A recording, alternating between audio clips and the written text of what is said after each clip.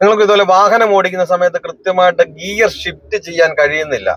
ഓരോ ഗിയറിൽ ഏത് ഗിയറിലാണ് വണ്ടി ഓടിക്കേണ്ടത്, അതുപോലെ തന്നെ ഗിയർ ഡൗൺ ചെയ്യുന്ന സമയത്ത് ഓരോ ഗിയർ ഇടുന്ന സമയത്ത് സ്റ്റിയറിംഗിന്റെ ബാലൻസുകൾ തെറ്റിപ്പോകുന്നു. അങ്ങനെയാണ് വാഹനം ഓടിക്കുന്നത്. അധികം ആഗ്രഹമുള്ളവരാണ് കേരളത്തിന്റെ ഏത് ജില്ലയിലായിരുന്നാലും നിങ്ങളുടെ സ്വന്തം വാഹനത്തിൽ വന്ന് ഞാൻ പ്രാക്ടീസ് നടക്കുന്നുണ്ട്. ഇന്ന് ക്ലാസ് നടക്കുന്നത് ഈ സ്ഥലത്തിന്റെ പേരെന്താ?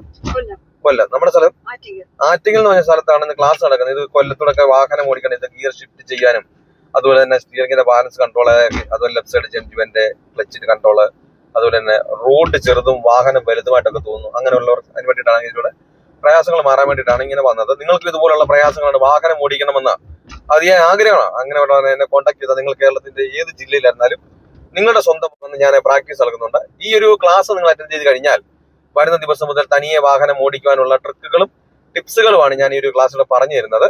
ഞാൻ ഉറപ്പ് തരുന്നു, ഗ്യാരണ്ടി തരുന്നു, നിങ്ങൾ ഈ ഒരു ക്ലാസ് അറ്റൻഡ് കഴിഞ്ഞാൽ വരുന്ന ദിവസം മുതൽ തനിയെ വാഹനം ഓടിച്ചിരിക്കും. പറ്റും നമ്മളെ മടുപ്പിക്കും. ഈ ഒരു പ്രായത്തിൽ പറ്റില്ല, ലൈസൻസ് എടുക്കുന്നുണ്ട്, പ്രാക്ടീസിന് പോയതല്ലേ, പ്രായം കൊണ്ടാ നിർത്തിക്കും.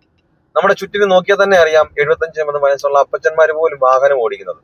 പിന്നെ നമ്മൾ ഈ ലൈസൻസും കൈവച്ച് വാഹനം വീട്ടിലുണ്ടായിട്ട് ഞാൻ പഠിച്ചതാണെന്നും പറഞ്ഞുകൊണ്ട് എന്തുകൊണ്ട് നോക്കിയിരിക്കുന്നു? നിങ്ങൾക്ക് വാഹനം ഓടിക്കണമെന്ന് ആഗ്രഹമുണ്ട്, എന്റെ ജില്ല ഏതാണ് എഴുതേണ്ട, നിങ്ങളുടെ സ്വന്തം വാഹനത്തിൽ വന്ന് ഞാൻ പ്രാക്ടീസ് നടക്കും. നിങ്ങൾക്ക് ആഗ്രഹമുണ്ടെങ്കിൽ എന്നെ കോൺടാക്ട് ചെയ്യാം.